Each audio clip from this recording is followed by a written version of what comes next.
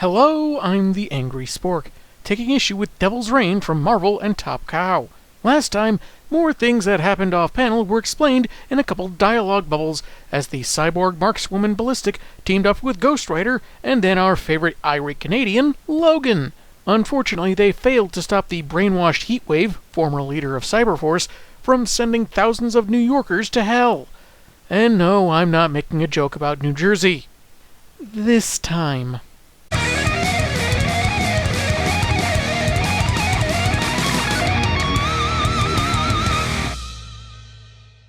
Next is Wolverine / Witchblade.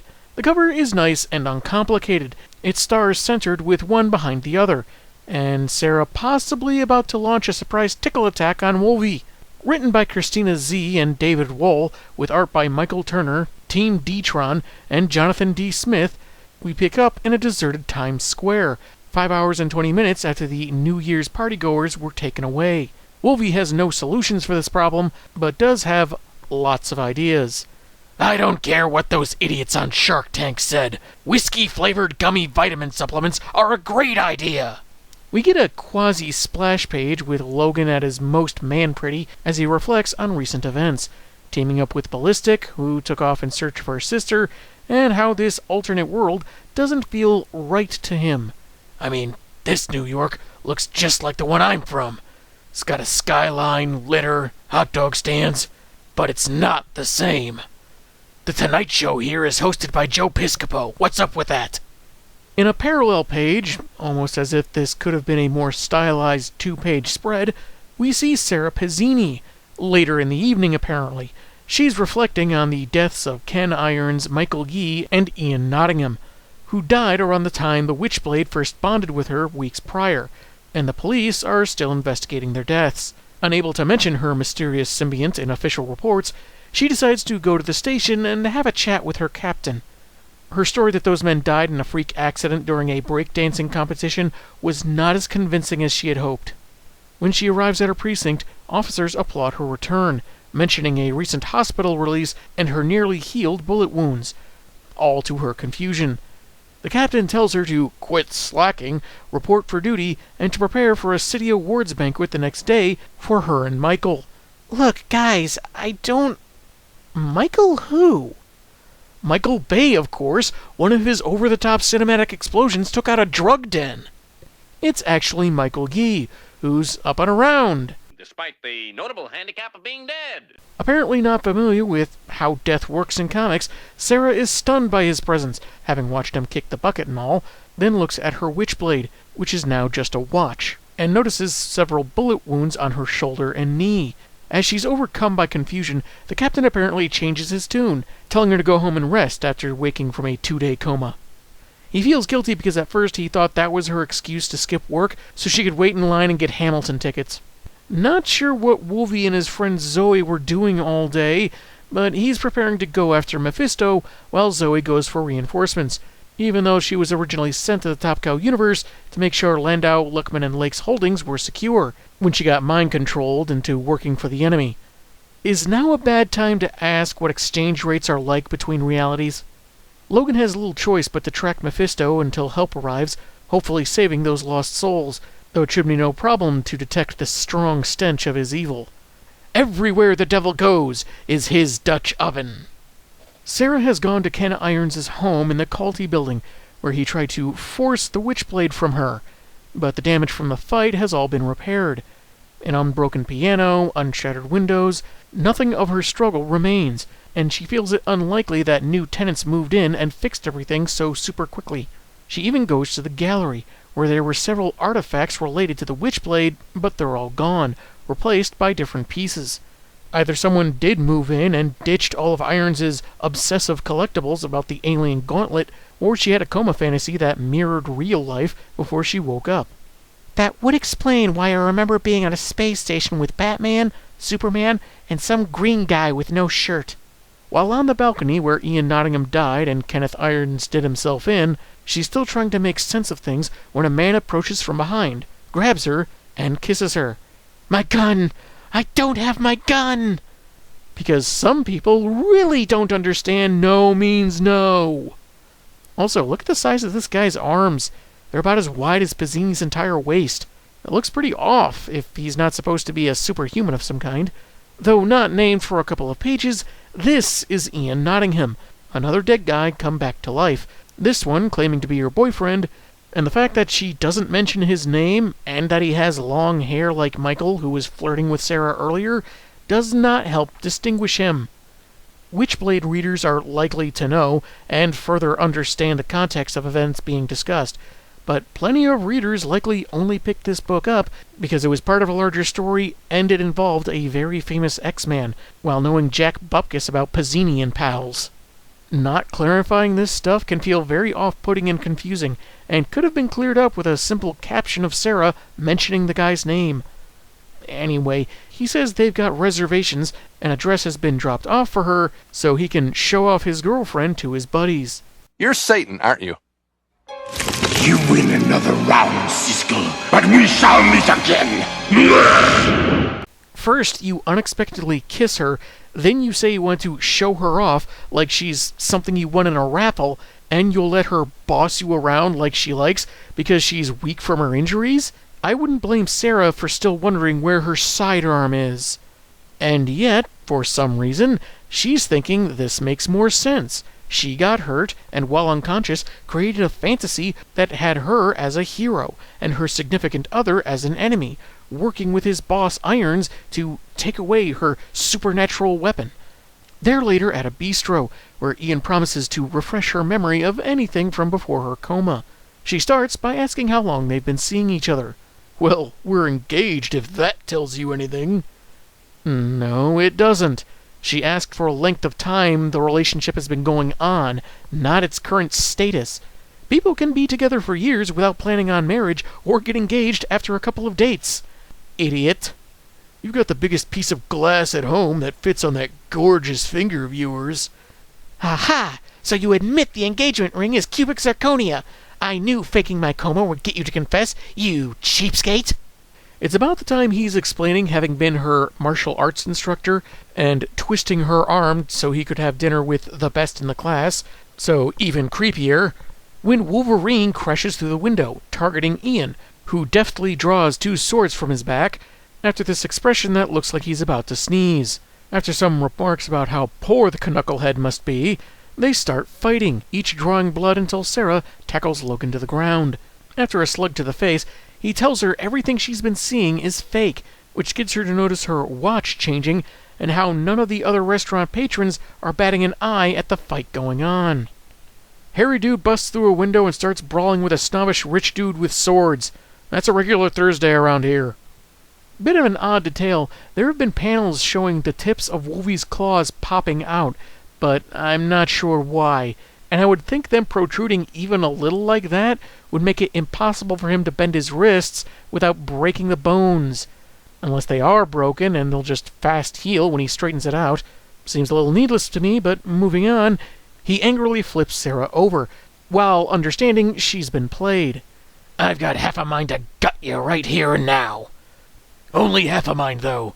The other half is wondering if you're doing anything later, and might be interested in 5'5" Canadians with weird hair and anger issues. While threatened by his claws, Sara curses that the past few weeks with the Witchblade were indeed real, as Logan tells her to snap out of it. She's been tricked by the greatest of them all. Ashton Kutcher really went all out for this episode of Punk'd. Now bored, Ian reveals himself as our main demon, which explains why his boyfriend behavior had so many red flags.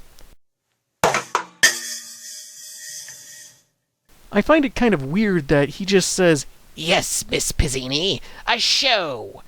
It feels like it was a response to someone else, but there was no previous dialogue to connect it to. On its own, it just seems kind of awkward. He says this was for her benefit, and that both she and her co-star performed admirably. I smell a Tony in the future! Sara asks who he is and why he picked her. Then we jump to a vertical two-pager where she promises to make him suffer for what he's done, as the Witchblade begins armoring up. Again, awkward dialogue progression.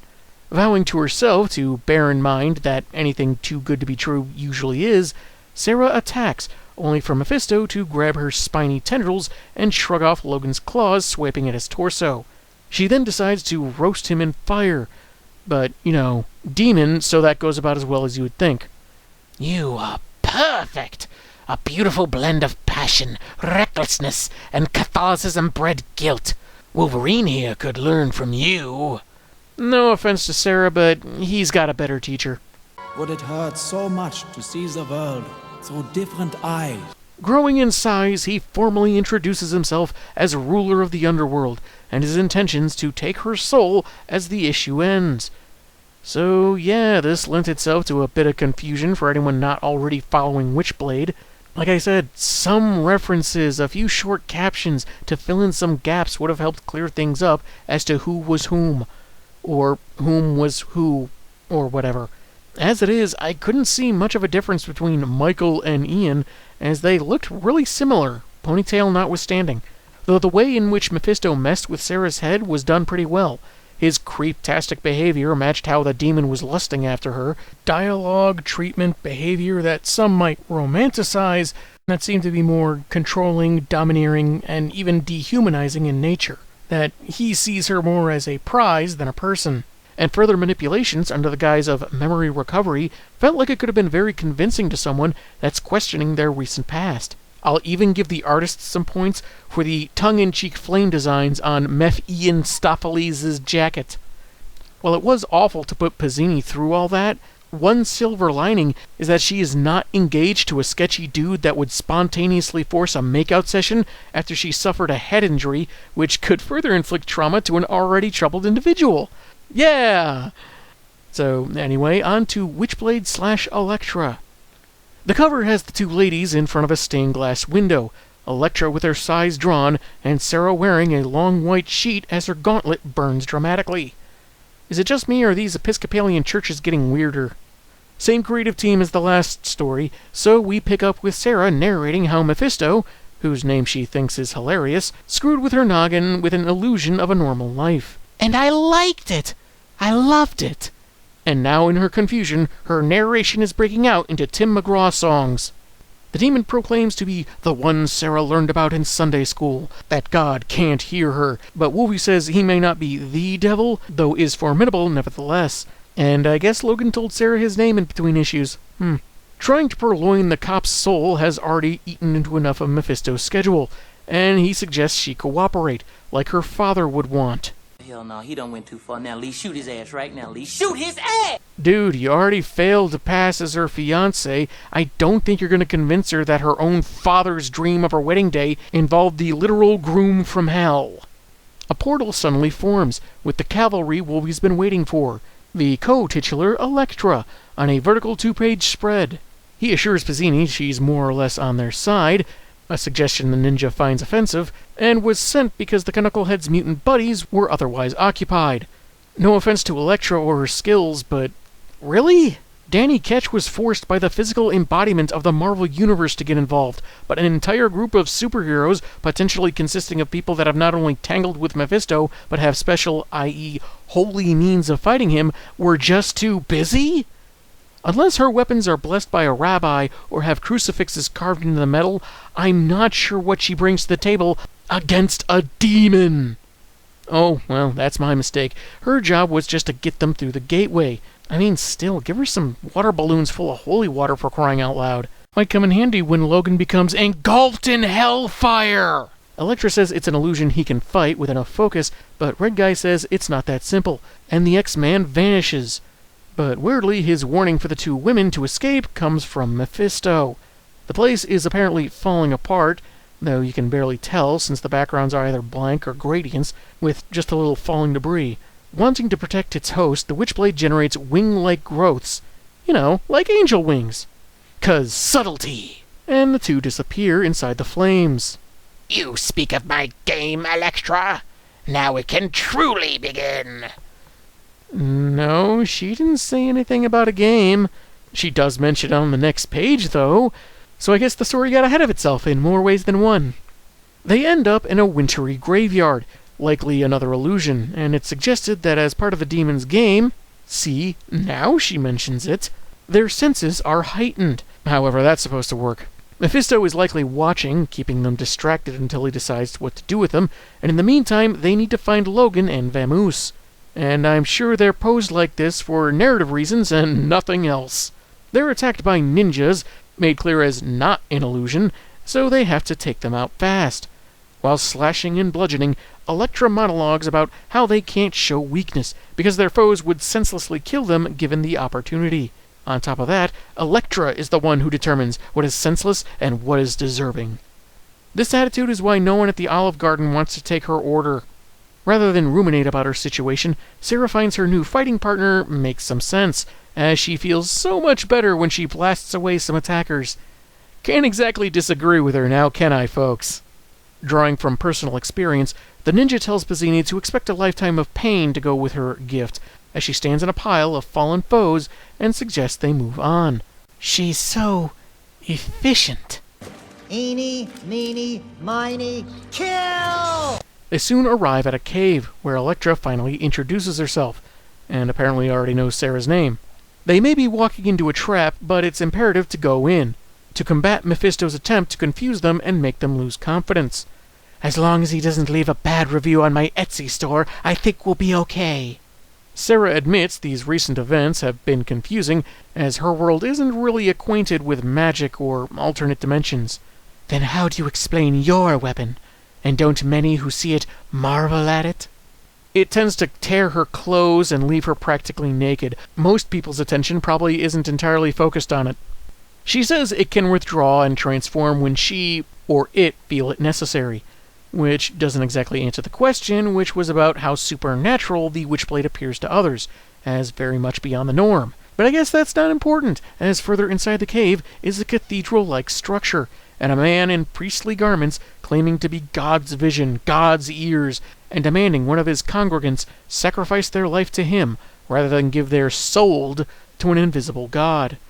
Nah, the Almighty never bothered with people's souls. Too many typos for the nuns to deal with. Sara speaks up against this heresy, despite Elektra preferring to impale the phony priest instead of getting into a theological debate.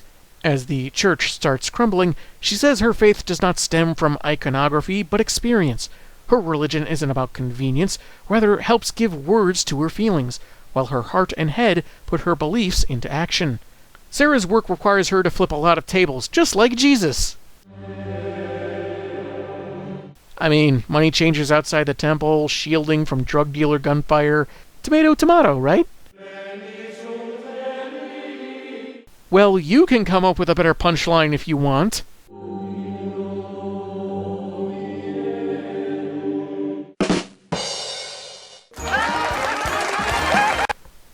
Walked myself right into that one, didn't I? Feeling this pure soul is worth having, the not really a father sicks his cloaked attendants on the two, who have no souls of their own and want to take the ninja ladies. But just as she's about to take them out, since they're better off dead even if they're innocent, Sara says that's what Mephisto wants, for them to do things his way. Elektra may feel rapture in killing, as is her way, I guess gleaning that from their fight earlier, but it's Pezzini's way to not do unnecessary damage. Unless her favorite football team loses a game, or wins a game. Sports is a complicated fandom. Complicated and violent. Elektra doesn't agree, but understands, as the fake cathedral begins falling apart. Mephisto makes his not-so-surprising reveal on another vertical spread, then another 2 pages, but horizontal this time, where the demon suggests that he is at her side when her religion betrays her, listening to her sick fantasies. Nothing about her is secret here, and it's a privilege he's been pursuing her, because only he can help her, and won't abandon her like her dad did. And here comes the cryptocurrency sales pitch, folks. He wants her to join him as we go vertical yet again, and offers her something he claims God cannot. A real life, not an illusion this time, for realsies, says the guy that's been lying to her this whole time. And from his cape emerges Michael Yee. He embraces Sara, saying he still loves her, even though she's responsible for his death, and he's been in agony every day since. I have to walk on hot coals every day. I bathe in a pool of ravenous piranhas. And there's nothing on TV except Michelle Wolf. If Mephisto thinks that promising Michael is going to turn Sara over, Why did he pose as Ian as her fiancé? Did she have feelings for both, or... I don't know, I don't feel like reading the first 10 issues of Witchblade. Anywho, sensing that the apologetic Pezzini is falling for this, Elektra tries to snap her out of it, only for Mephisto to laser shoot her in the tuchus, knocking her out. Maybe because she generally doesn't have a lot of coverage there. Sara's dialogue bubble briefly matches the demon's, maybe a sign she's giving in to his offer, but also likely an accident by the artists. She admits his offer is tempting, but knows it's not real, since she wasn't responsible for what happened to Michael, nor is afraid of her own life. For all its mayhem, it's better than any fabrication. And she pulls a kind of Wolverine move, with her gauntlet seeming to produce claws on either side of the demon's head. She asks if Mephisto was aware of her sick fantasies, why didn't he appear when she was more desperate? He did mention earlier he had a schedule.